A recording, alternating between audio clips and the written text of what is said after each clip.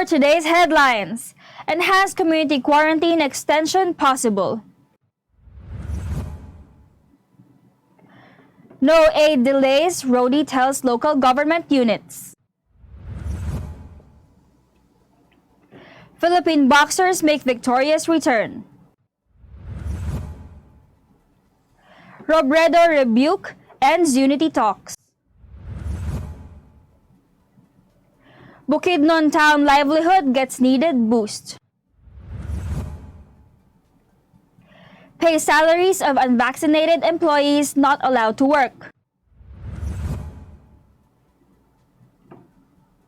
Philippine National Police will remove checkpoints under conditions.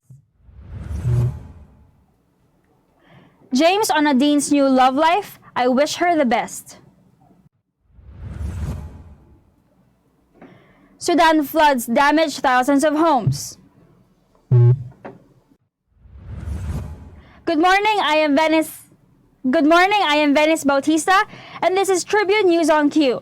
Today is August 10, 2021, and these are the latest news this Tuesday morning. The government will not hesitate to extend the 2-week hard lockdown imposed on Metro Manila past August 20 if the number of COVID-19 cases continues to rise, the Department of Health warned Monday. Duque said they are looking at the 2-week average daily attack rate, 2-week growth rate, and the healthcare utilization rate of the areas under ECQ, the government's strictest quarantine classification. Duque explained an extension is possible once the government sees a continuing uptrend in the number of daily average cases and greater than 7 in the average daily attack rate per 100,000 population. A more than 200% growth rate in the registered number of cases, as well as an healthcare utilization rate with high to critical level, may also touch off an extension, he said. Based on data presented by Health Undersecretary Maria Rosario Vergire, 3 local government units in Metro Manila are at critical risk with high-risk 2-week growth rate and average daily attack rate. The areas are Pateros with 34.97 7-day moving average daily attack rate, Malabon with 18.92 moving average daily attack rate, and Navotas with 17.87 moving average daily attack rate. Malabon with 12 Delta variant cases and Pateros with reported 3 Delta variant cases are both under alert level 4, while Navotas with 7 Delta variant cases is under alert level 3. Also under alert level 4 are Valenzuela City, Taguig City, Quezon City, Marikina City, Makati City, San Juan City, Las Piñas City, and Muntinlupa City. Meanwhile, the cities of Caloocan, Pasig, Mandaluyong, Manila, Pasay, and Parañaque were under alert level 3. Vergire said that nationwide, our healthcare utilization rate is 50%, but looking at it granularly, we see that 236 facilities nationwide are at the critical level, and 25 of these 236 facilities are in the National Capital Region. President Rodrigo Duterte is appealing to Metro Manila mayors to hasten the distribution of cash grants to low-income families affected by the strict lockdown, although the Department of Social Welfare and Development admitted to anticipating reasonable delays. Local government units in the National Capital Region will start issuing financial assistance on Wednesday to about 11 million poor individuals in the region. The disbursement is expected to be done within 15 days, but the palace said the national government may extend the deadline if needed. But DSWD Secretary Rolando Bautista conceded that the LGU have limitations that may delay the distribution, which he said may include the limited number of city personnel and public spaces for the process. Bautista said that local officials may tap financial service providers to grant the cash aid to avoid a long queue of people in distribution sites, which may turn into a COVID-19 superspreader event. At press time, the city of Makati was the sole LGU that expressed an intent to tap a financial service provider for the distribution. Similar to the previous lockdowns last March and April, each qualified recipient would receive cash assistance worth 1,000 pesos. However, the amount would not exceed 4,000 pesos per family. The government released 10.89 billion pesos for the cash grant to some 11 million low-income Filipinos affected by economic and mobility restrictions in Metro Manila. The national boxing team formally returned to the country, clutching 3 medals that underscore the country's very successful participation in the Tokyo Olympics. Silver medalists Nesty Patecio and Carlo Paalam and bronze medalist Yumir Marshall landed at Terminal 2 of the Ninoy Aquino International Airport a little past 5 p.m., much to the delight of a grateful and adoring nation that has been craving for international glory for the past 97 years. The victorious boxers, together with teammate Irish Magno, were whisked to the presidential lounge for a virtual meeting with President Rodrigo Duterte, who was very thankful for the pride and glory they gave to the country, especially in this time of coronavirus pandemic. He said he will give all Olympic medalists an Order of the Lapu-Lapu, which is conferred by the President to individuals who made invaluable contribution to the country. Magno and the other non-medalists, on the other hand, get 200,000 pesos from the Office of the President to hike their incentives to 700,000 pesos since the POC and MVPSF already pulled 500,000 pesos. Tribune News on Q will be back after these short reminders. Araneta City, home to the country's first indoor shopping mall, the world's original Thrilla, and the first ever Bini Bini pageant. Now a place for your first win, your first catch, your first home, your first big break, your first date, and even your first love. Araneta City, the city of firsts.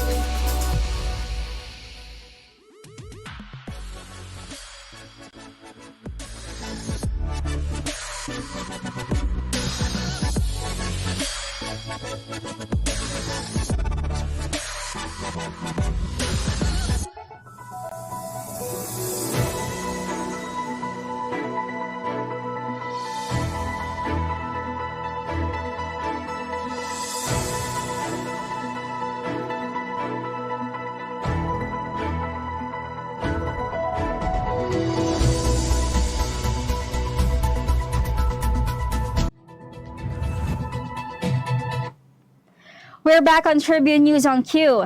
And in other news, Senator Panfilo Lacson and Senate President Vicente Soto III, running for President and Vice President, respectively, in the 2022 national elections, are no longer pushing for a unified front against the administration. In a case of once burned, twice shy, Soto said that Vice President Robredo thumbing down Lacson's proposal meant that unification is already out for the equation for them. Soto said, "We are already neck deep in our quest, in my opinion, and it does not necessarily reflect the opinion of Senator Ping. We will approach and seek the people's trust on our own." Lacson's proposal was for all the opposition candidates to file their respective certificate of candidacy and then to withdraw the same to give way to the candidate with the best chances of winning based on surveys. Robredo on Sunday said agreeing to Lacson's formula would have been akin to giving her supporters false hopes. The vice president said in a radio interview, "For me, the reason why I resisted the proposal is simple. For me, if I file a COC, I can no longer back out no matter how hard it is because I already presented myself to the public." Lacson, in a statement, answered Robredo, and he said he respects her decision to reject his recommendation. The Lacson-Soto tandem will formalize their candidacies on September 8 after quarantine restrictions scuttled the original August 4 launch. And in our provincial news, more than providing necessary stimulus through doling out of goods and financial assistance, San Fernando has been helpful in enabling something more productive of its people, propping up their livelihood by putting its money on what the municipality is known for, bamboo handicraft. Mayor Levi C. Edma Sr. said, "We are proud of our bamboo handicraft that in fact, if there is no pandemic, we would join the Department of Trade and Industry to commercialize and grow the whole sector so that we can distribute our products around the world."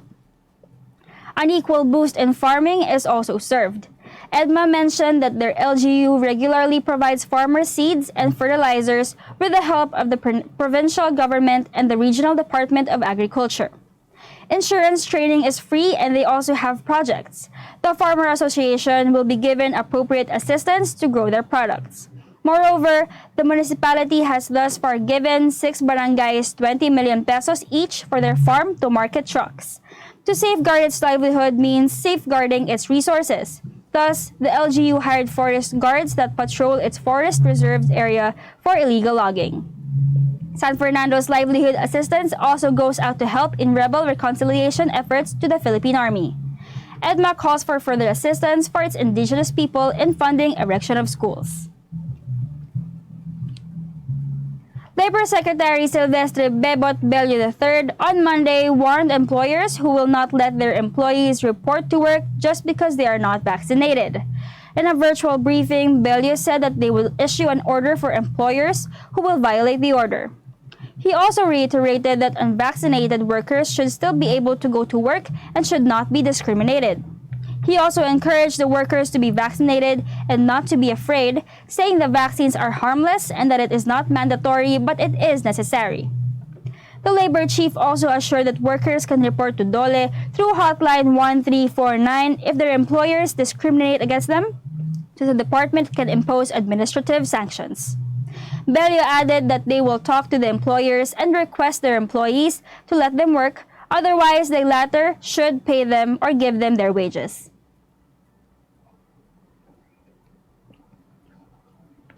The National Police is willing to remove checkpoints in Metro Manila if people would, by themselves, strictly adhere to health protocols and other preventive measures against COVID-19.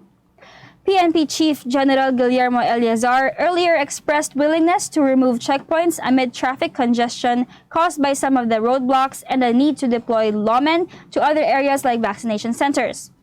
In an interview over the Daily Tribune's morning show Gising Na, PNP spokesperson Brigadier General Ronaldo Olay said that the decision to remove checkpoints would also depend on what is happening on the ground. We will be back. Stay with us. Manong Joe po. At Ate Maita.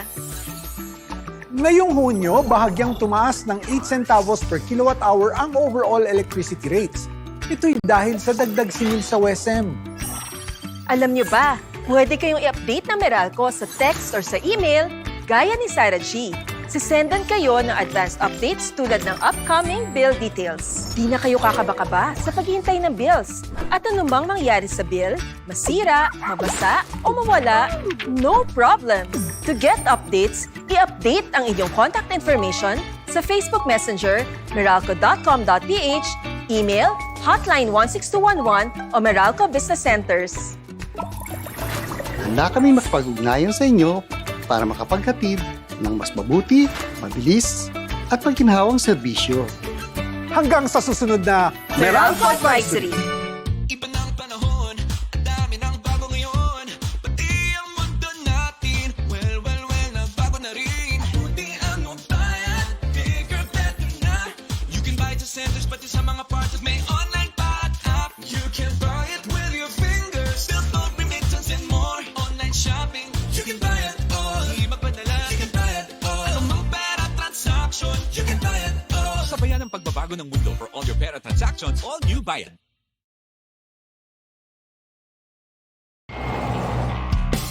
Every time I'm on the road, I can expect high performance from Phoenix Fuels. Now with Pulse technology, delivers enhanced power and acceleration to make every trip come alive.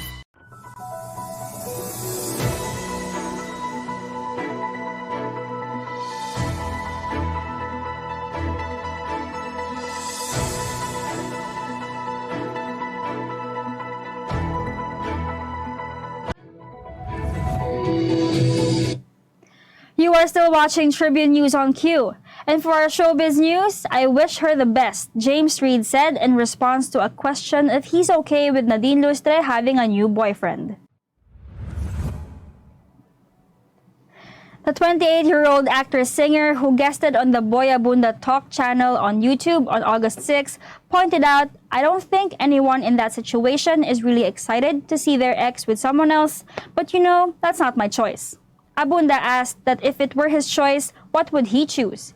Reid replied that if magically he had to decide whether or not Nadine will be with someone, of course he wishes her the best. James added that he wants her to be happy. In January, Reid and Lustre, that showbiz tandem dubbed Jadine, announced their breakup after being a real-life couple for almost 4 years, while they remained good friends.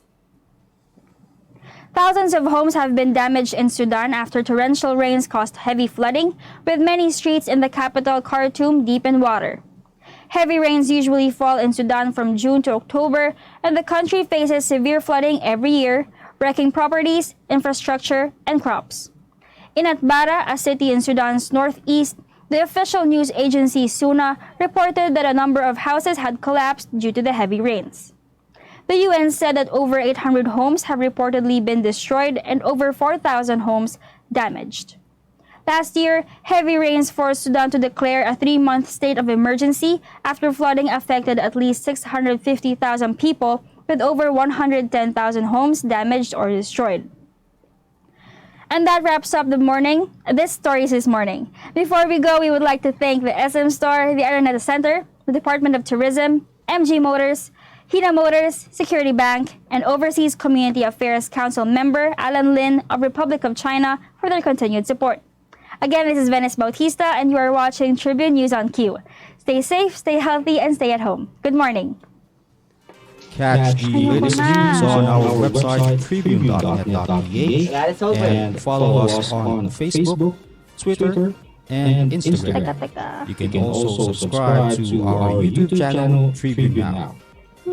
The Daily Tribune is one with the nation in facing the COVID-19 crisis, and in line with this, the Daily Tribune digital edition and press reader is now available for free online.